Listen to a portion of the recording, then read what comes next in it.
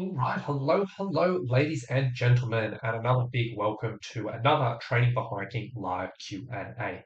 My name is Rowan Smith, and on these streams, I answer your questions around training for hiking. Now, essentially, how these work, if you haven't seen them before, for anyone who is joining us live through YouTube, if you do have any particular questions you have around training or physical preparation for hiking, feel free to pop them in chat, and I'll do anything I can to help and answer. Beyond that, if there are no live questions come through, I do have a number of ones, three different questions today, which have been sent through prior to this, which I'll be covering.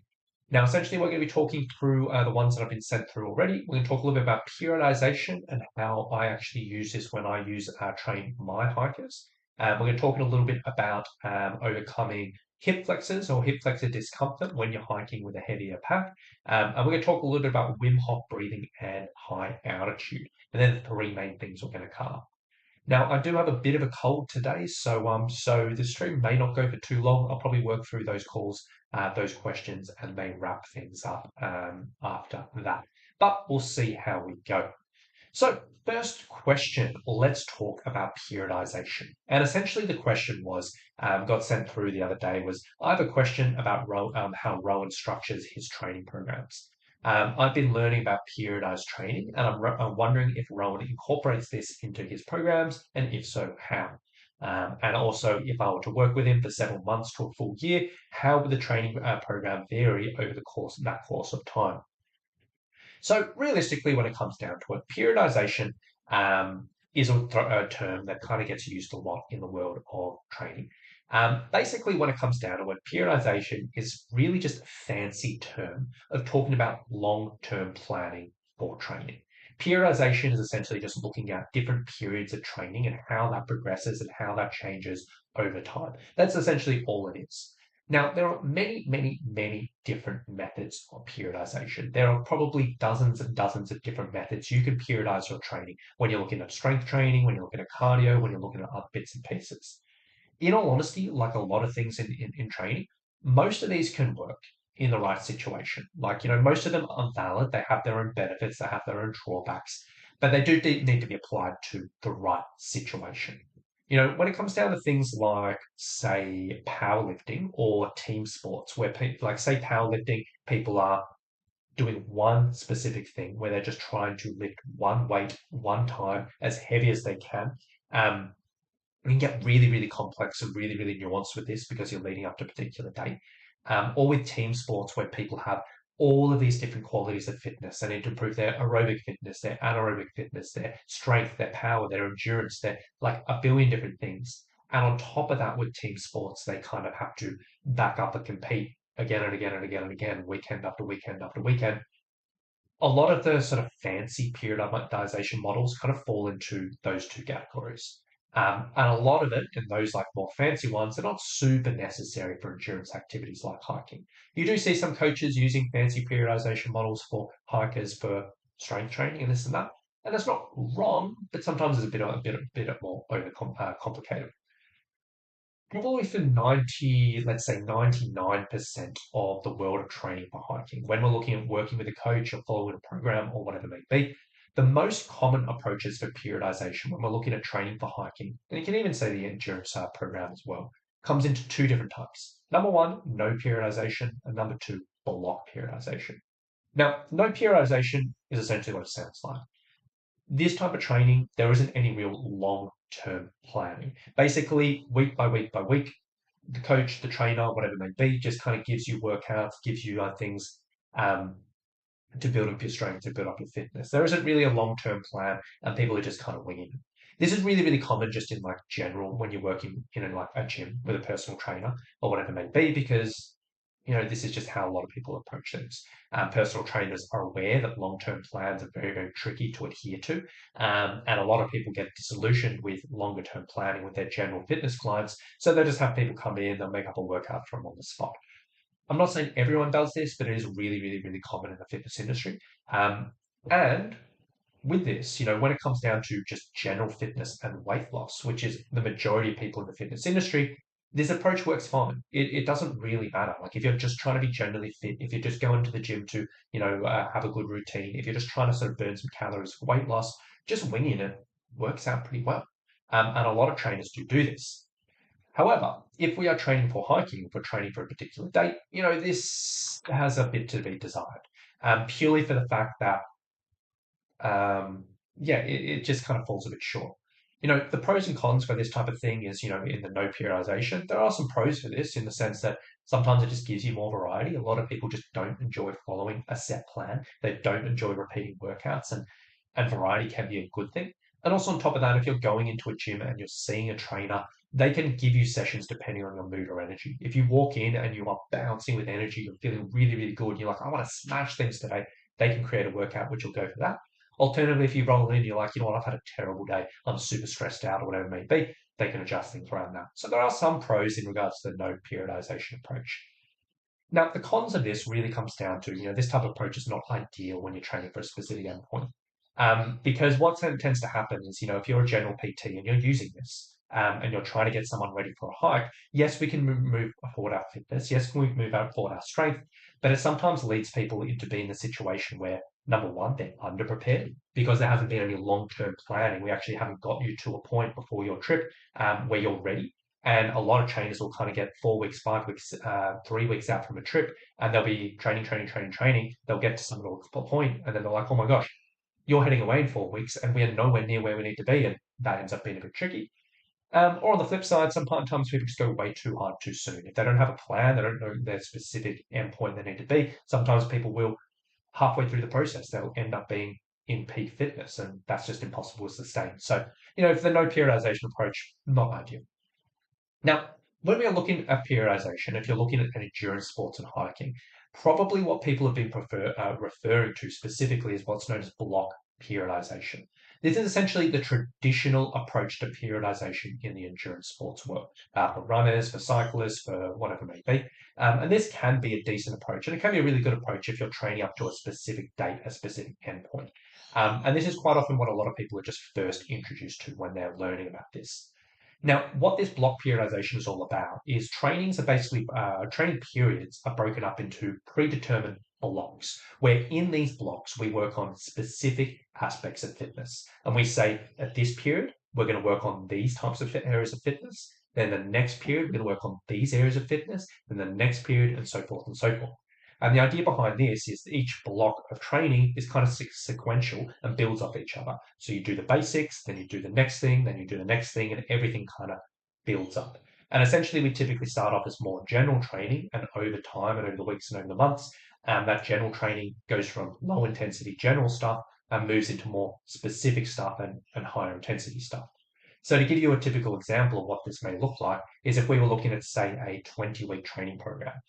You may look at 6 weeks of general training where on your cardio stuff, you're just doing low intensity training. You're just going, walking through, doing sessions at zone 2 or nose breathing, you're walking, you're cycling or whatever it may be. All your cardio is low intensity.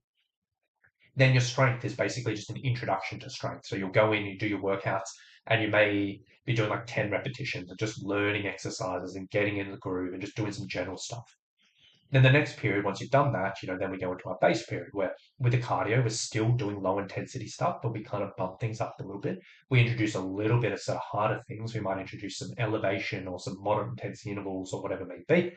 And then with our strength stuff, we sort of look at what we call maximal strength in the sense that we take what we were doing previously, those similar exercises, but we ramp up the weight, we reduce the reps. So we're working on the quality of maximal strength. And then the next phase, we would sort of go into our peak phase where our cardio goes into really specific stuff. So our cardio might, in a hiking context, might turn into overloaded pack walk where we get a really, really, really heavy pack weight and go up and down a hill. May turn into high intensity intervals where we're building off all the foundations of low intensity stuff we had and we're really smashing out some high intensity stuff here. For the strength stuff, it may be a case of saying, okay, we've done our general strength, we've done our maximal strength, and now what we're going to do is we're going to take all that maximal strength and just try to convert it into endurance. And the endurance stuff, the ability for us to go again and again and again and again and again, get really, really burny, is the more specific stuff for hiking. So we convert that. And you can see like block by block by block, it all kind of builds off each other, builds off each other, builds off each other with the intention of just before you hit your endpoint, it gets us to, your peaks. Now, this approach, pros and cons, this approach is really, really good in the sense that if you have a specific endpoint, you can kind of plan this over time. You can say in 16 weeks, I need to be here. So I can spend 4 weeks doing this, 6 weeks doing this, 6 weeks doing this. And on top of this, each phase of training will build off each other. So what you'll notice is if you do this, if you spend all of this time doing lower intensity stuff here, when we introduce our stairs will feel easier. And if we spend all of this time doing this, then when we introduce the overloaded stuff, that'll feel easier. So you can push and push and push. Same thing for the strength. If we just get used to the movements here, the next phase we can really go quite heavy and really, really push it. And then if we've done really good there and build up a lot of maximal strength, then we can actually push our endurance quite a bit and it sort of builds off each other. Now, the cons to this, now this can be really good. And a lot of people use it for good success. There are some cons for this. Probably the main one when it comes down to it is it can be a little bit tricky and it's not super flexible around obstacles in the sense that in everyday's life, things come up. We get sick. We have to go away on holiday. We have work commitments that ramp up. We have family members who visit or get sick or whatever it may be. There's this and that and that.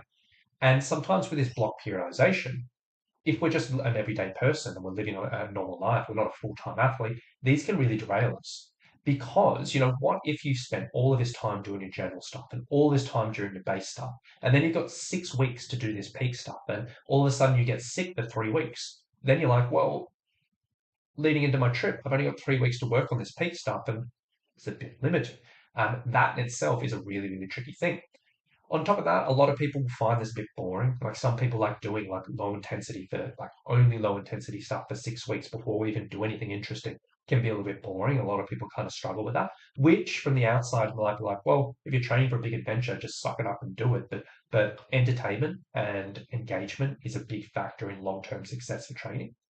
And on top of that, sometimes this approach it can, like, if you're just a regular hiker, and yes, you have a particular endpoint, but say you've got lots of hikes you want to go out and lots of things you want to do, sometimes this can just be a bit too focused on the endpoint. Because if we're only doing this specific stuff just before a big trip, but we've got other trips during this period, sometimes it could just leave us being a little bit not feeling as good as we could during that type of stuff. So there are definitely some cons. And for myself, when I first started training hikers, I did used to use block periodization for my hikers and my mountaineers. I used to sit down, put together a plan which went from phase to phase to phase, and I used to do that. But over the years, I've just realized, it just runs into too many issues. Predominantly this, like people just getting sick or low motivated or something coming up, and they just never get a clean run of training leading up.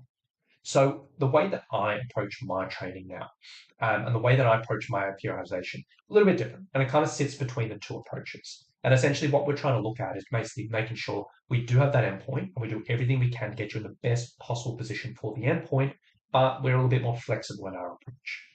So essentially, on the strength side of things, how I typically look at it, instead of just doing one quality of strength, instead of just spending 6 weeks working maximal strength and 6 weeks working endurance, what I do is I just basically make sure for the entire process, I always keep a thread of both strength and endurance. So half your workout will be slightly more difficult strength stuff. Half your workout will be slightly more burning endurance stuff. And I'll literally do that from week one to the final week. And over the phases and over the months, you will get stronger. You will improve your endurance. So we'll make things harder and harder and harder, but we'll be improving both of those qualities of fitness all the way through. Now, and over time, we won't just do the same exercises, but we'll vary rep ranges. Sometimes we will go a little bit heavier with the strength, sometimes a bit moderate with strength. With the endurance, sometimes we'll just be standard endurance of 15 repetitions. Sometimes we'll do 20, 25, 30, and we'll vary things there. On top of that, we'll just vary the exercises phase by phase. We'll get introduction to different exercises. So you're not just doing the same thing and just squatting for 12 weeks or 16 weeks in a row, but we'll make things a little bit different. So we may do, for example, 3 or 4 weeks of step downs, then 3 or 4 weeks of pistol squats, and 3 or 4 weeks of box pistol squats, then 3 or 4 weeks of loaded pistol squats, and then 3 or 4 weeks of split squats. And phase by phase by phase, these things will all work similar muscle groups, but they're just different exercises, and we can just approach it slightly differently and kind of move things forward.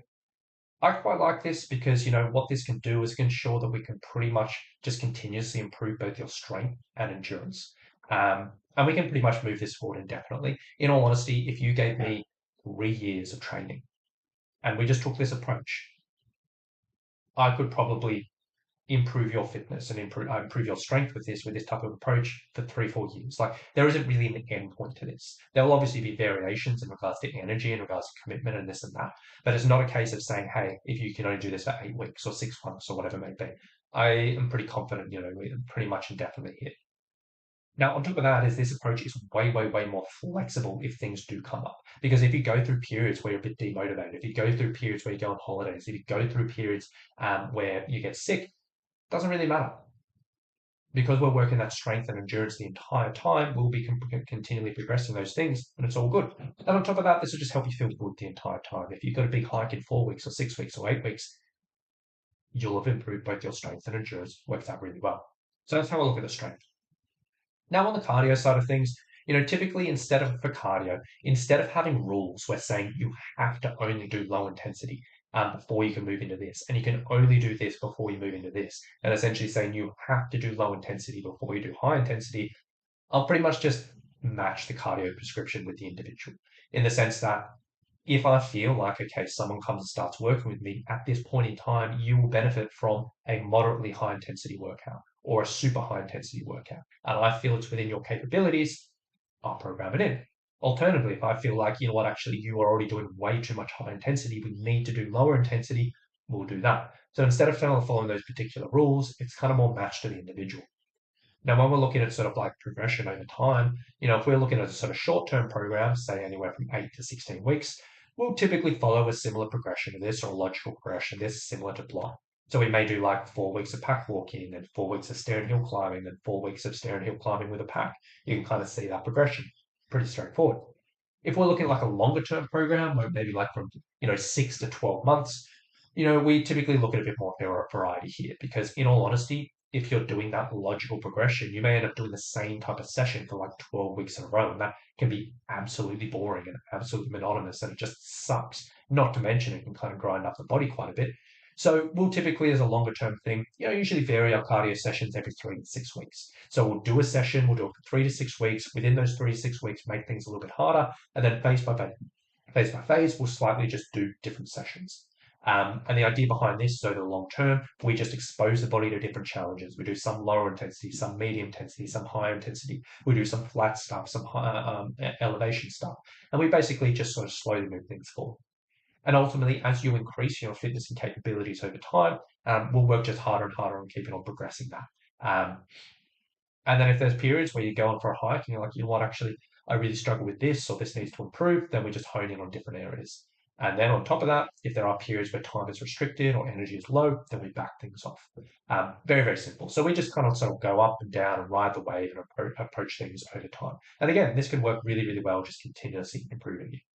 And then if you do have a specific endpoint, and say you're leading into a particular trip, in the final 6 weeks, 8 weeks, whatever it may be, we will always sort of hone things in and just sort of hit that final bits and pieces. We'll hit our final sort of heavier pack stuff. We'll hit our final challenging elevation stuff just to make sure we get all the last bits and pieces. But until then, we kind of just vary things around.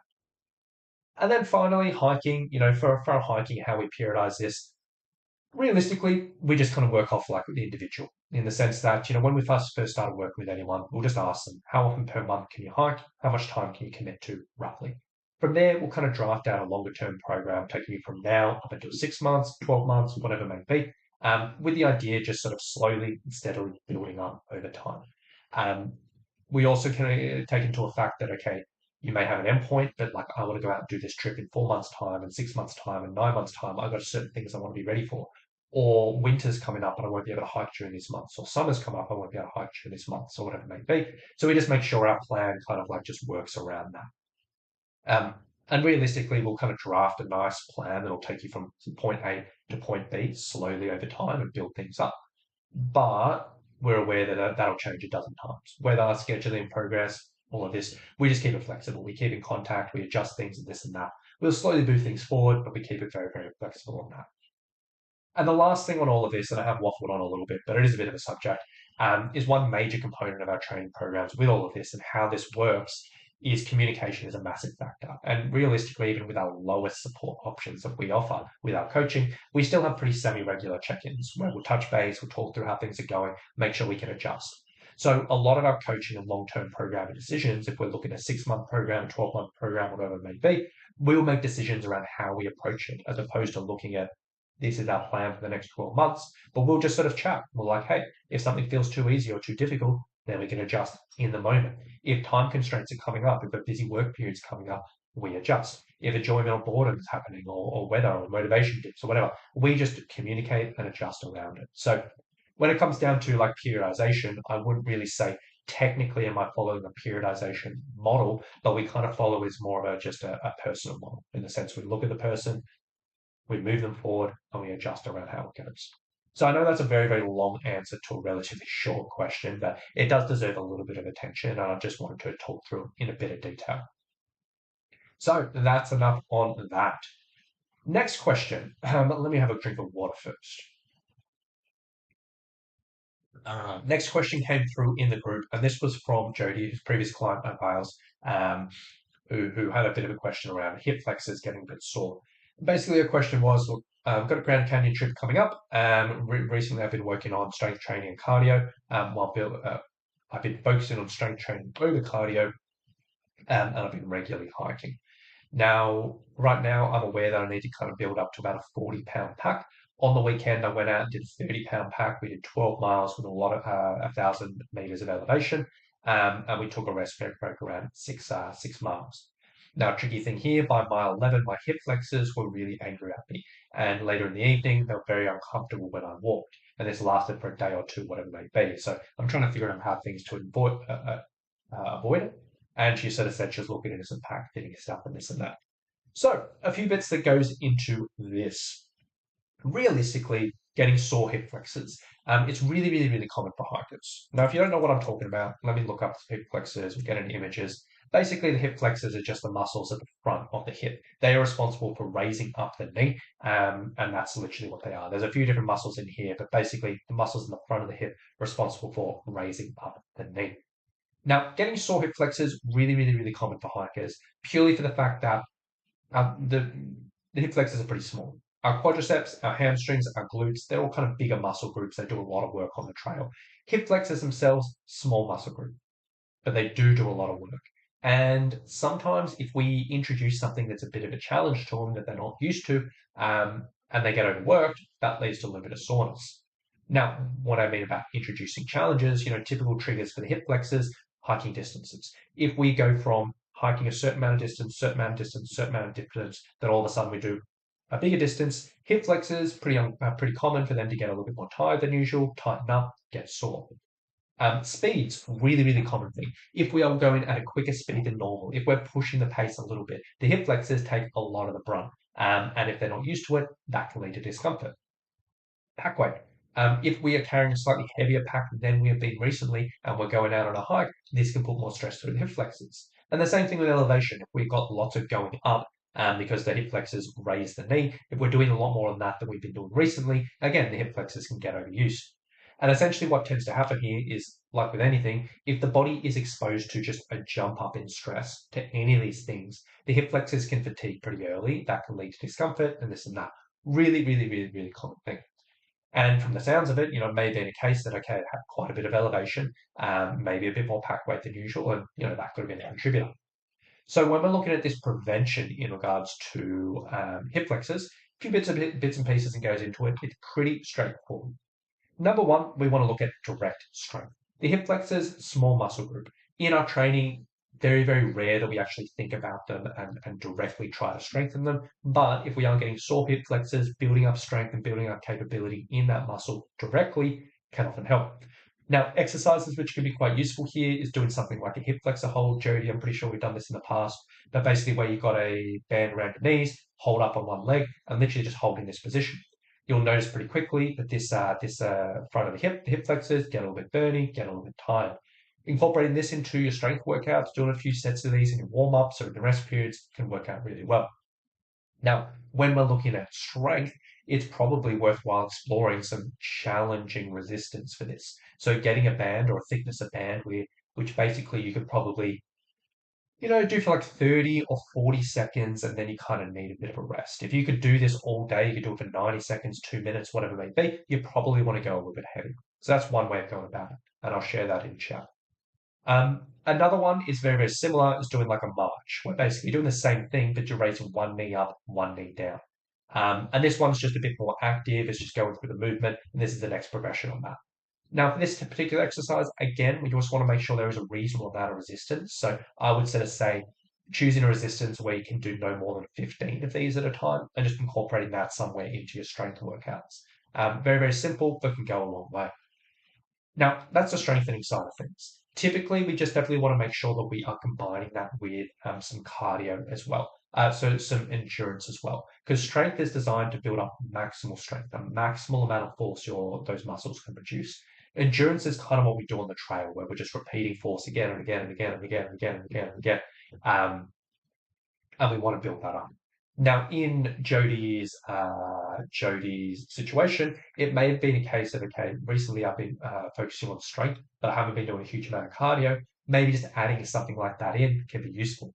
So maybe a case of just doing some stair and hill sessions where we're repeatedly going up a step, a step, a step, and we're raising that foot, we're raising that foot, we're raising that foot, and just getting some exposure to that and slowly build that up. Or maybe a case of a really simple one for the hip flexors is doing like a step session where we're just doing box step ups. You've got a box and you're stepping up and down, up and down, up and down on the box, and we're doing that repeatedly. And this is really, really specific for the hip flexor. And essentially, what you can do is you can wear the same footwear that you're wearing on the trail for these. So you're getting used to that going up and down, up and down, up and down. And then over time, you can slowly introduce a bit of pack weight. And that way, we're loading up the body a little bit more, we're loading things up, and those hips are just getting a bit of a challenge.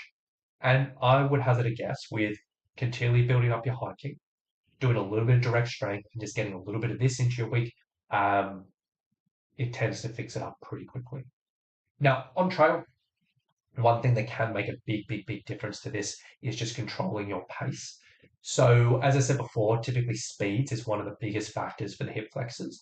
Typically, what tends to happen, especially if we go out on an elevation hike, on the uphills, we're limited on speed because we're going uphill, that restricts us. On the downhills, we're limited on speed because we don't want to fall over.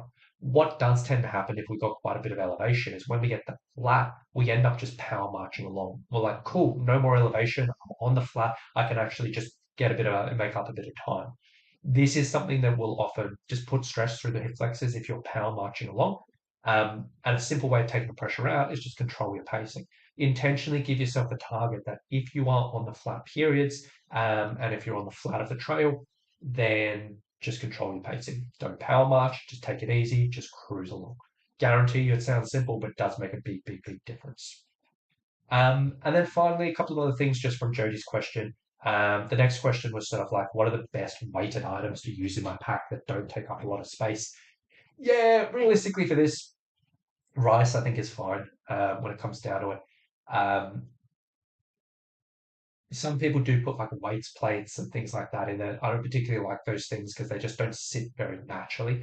I like, if you are just trying to do something that doesn't take a huge amount of space, rice works well, dog food works well. I think they're probably the best options. Like I quite like the water bottles in the sense that that gives you the variety where you can dump water if you need. But obviously, if you only have minimal room in the pack, that may not be doable to load things up. But you can use that. Or alternatively, just pack it out with exactly what you're using on the trip. If you feel like, hey, I'm going to be carrying 30 pounds on the trip, and my pack will fit that in, just build it out with your camping stuff. Build it out with your normal hiking stuff, and then fill out the rest with your rice. May be useful. And then in regards to the pack pit, I think specifically on Jody's question, a few things she identified which may be worthwhile using. Um, yeah, maybe just this one. If it was sagging and it's kind of like pulling you back a little bit with the pack and your hip flexors are trying to push you forward a little bit, that could well have been a contributor as well. So dig into your pack fitting there. But in regards to training, I would sort of say add in some of those hip flexor exercises. You don't have to do a huge amount, but maybe a few sets a couple of times a week. Maybe just get into one of these specific sessions somewhere, just sort of expose the hip flexors to a little bit more of this endurance work. And then when you're on the trail, just control the pacing. And typically that stuff can make a bit of a difference. So hopefully that helps. And Jody, if you do have any follow-up questions, if I didn't quite answer any of your questions, please just let me know and I can take it from there. And then finally, last question I want to cover today. And this is something that came up twice in the last week. One, it was a comment on a podcast that I had, and someone directly asked me this. Maybe they saw that comment or whatever it may be. And I want to talk a little bit about Wim Hof breathing and high altitude.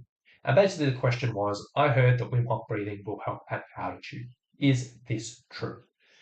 Now, if you've been living under a rock and you haven't ever heard of Wim Hof breathing before, it's basically just a technique that a lot of people love, a lot of people do.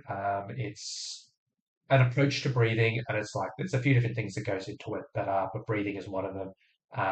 And yeah, it's something that's very, very popular.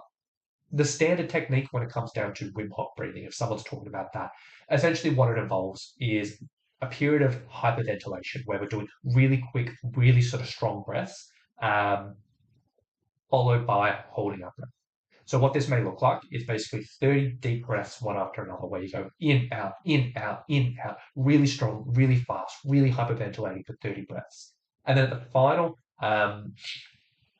after the final breath, you basically hold your breath at the end. And essentially, beg pardon, you hold your breath at the end. And people will do a series of these where they go in, out, in, out, in, out, and then hold the breath. And this will kind of be a bit of a training effect. Now, there's a lot of claim benefits around this. A lot of people love it. It makes a lot of people feel good and all of that. But today we're specifically talking about high altitude. Now, there are other recommendations, like that's the standard Wim Hof breathing technique. There are other recommendations around high altitude breathing that some of the Wim Hof people talk about. The main thing is sort of just consciously breathing more than you have to. So you may not be doing this on the mountain specifically, but it's kind of doing this over breathing where you're intentionally, forcefully breathing more than you need to at high altitude. Now, coming back to the question, is Wim Hof breathing at altitude? If you go into Google, if you go into YouTube, whatever it may be, there are loads of articles and there are loads of videos talking about Wim Hof breathing as being a really, really good benefit for high altitude. But to be really, really clear, it's very, very misleading, a lot of stuff out there.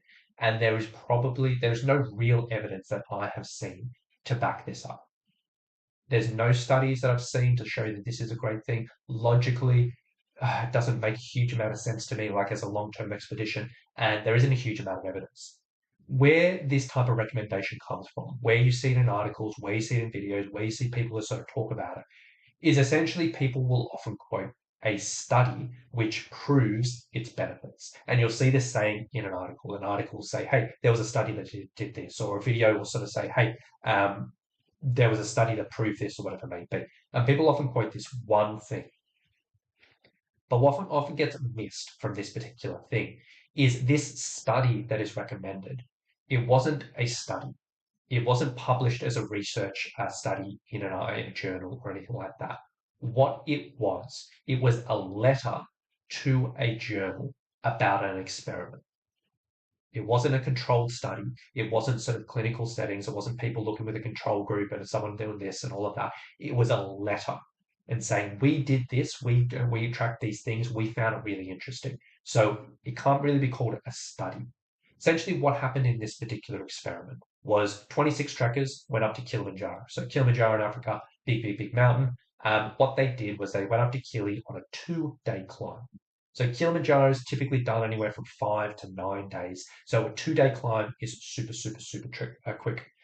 Now, essentially, on this particular trip, they did a lot of training previously, leading into the trip, where they did the Wim Hof breathing, they did the cold exposure, they did the meditation techniques and all of that. Then when they're actually out on the mountain, they did the over breathing the entire time. They were sort of going and doing the intentional, forceful breathing. They also woke up in the middle of the night to do breathing exercises. So they didn't have a full night's sleep, but they woke up to do breathing. And there were certain sort of techniques they did with headaches, when they were doing like breath holds and this and that. Now, the idea behind this is in this experiment, they said all these people went out, they did this breathing, and they saw these really, really good success rates, and they saw this and this and this and yada, yada, yada. And it sounds really, really, really cool. Kind of what they were doing in this situation, because it was really, really quick and the over breathing, what they were doing is just trying to keep those oxygen rates up. And they were kind of almost intentionally trying to skip acclimatization in the sense that they were just trying to not let the breathing affect the oxygen levels. They were trying to really, really pump things up. And they weren't really going through the acclimatization process. They were just trying to help the body kind of survive. And essentially for 30 hours on the mountain, they kind of did this and they saw some decent results and that. But you got to ask the question, like, is this sustainable for a normal trek? Is this sustainable for someone who may be doing 5 days, 6 days, 7 days, 8 days, 9 days on the mountain? Probably not. You're not going to be waking up in the middle of the night on a normal hike to do breathing exercises. You're not going to be over breathing for 3 days or 4 days or 5 days in a row, or whatever it may be. It's not a super practical situation. And on top of that, this wasn't a controlled study. It was just like a bunch of people went and did this thing. They did track certain things, but they didn't have a placebo group. They didn't have a control group. They didn't do this. It was just a bunch of people. This particular letter showed there might be some potential for it. And they were like, hey, this is really interesting, which is fair enough. This is really cool. We did this and it warrants further study.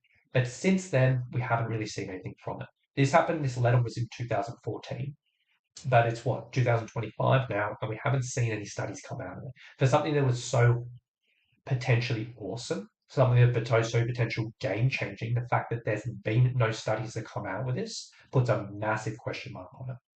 Now, I did see somewhere that there was like a study recruiting for this to go test it out again in 2016, but I've never seen any results from it. So whether the study happened, and I didn't see the right results, and whether it never went ahead, or whatever it may be, I don't know. But realistically, there's just been no studies to show anything like this. And the tricky thing is, like, this is interesting, this is cool, but it cannot be claimed as evidence. It cannot be claimed as a study.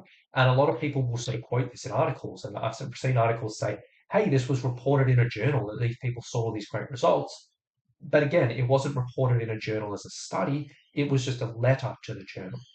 It's very, very misleading. Or they say, hey, a study showed, but they're like, well, it was really just an experiment, but it wasn't a controlled study. It's really, really tricky.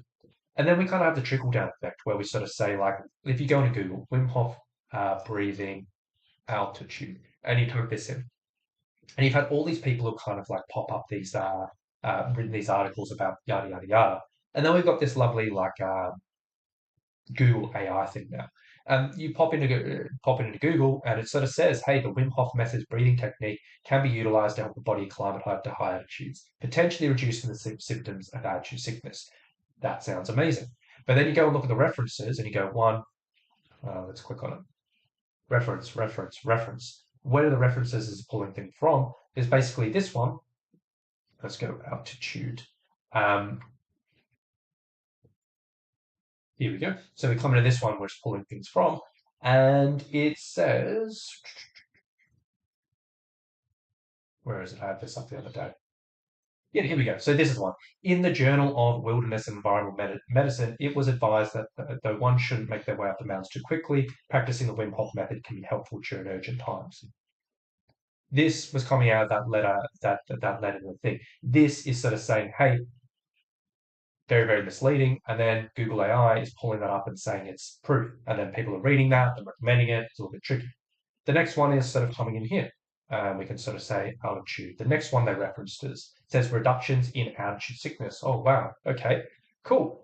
And then again, it's just in a letter to an editor. Two researchers submitted their findings and yada, yada, yada. So again, this article is saying, hey, this is proof that it'll reduce altitude sickness, but it's just not really relevant. And then AI is pulling that on. And the same thing with here. This is on the Wim Hof method. This is the letter. And again, AI is pulling it off. So we kind of see this trickle down effect where something's here, a lot of people quote it or misquote it or whatever it may be, and it kind of makes it a little bit worse. So when it comes down to it, like the last thing I'll sort of say is I've got nothing against Wim Hof breathing. Like I think a lot of people enjoy it. A lot of people see like, personally find benefits from it and this and that. And if you enjoy it, absolutely. But when it comes down to high altitude, it's not something that has any evidence to show that it will benefit you up there. There's nothing to sort of, I would sort of say, hey, if you go to high altitude, you should practice this because I just can't get around that. So yeah, Wim Hof breathing, high altitude. It gets me a little bit frustrated when I see this type of stuff because just people just end up, just misquoting stuff, and it's a little bit frustrating, as you can probably see if you're still listening to me right now. So that's enough on that topic. If that wasn't super clear, or if you'd like me to expand on anything or anything like that, please let me know. I'm happy to go over it again. But with that being said, that will probably do me for today. As I said, got a little bit of cold at the moment and it's not feeling amazing. So I'm going to wrap things up here. For anyone who is watching this in the future, if you did have any questions you would like me to cover, feel free to reach out, flick it over. If anyone has any follow-up questions for anything I covered today, please let me know as well. But aside from that, I hope anyone watching has enjoyed this, got a little bit out of it. I hope everyone has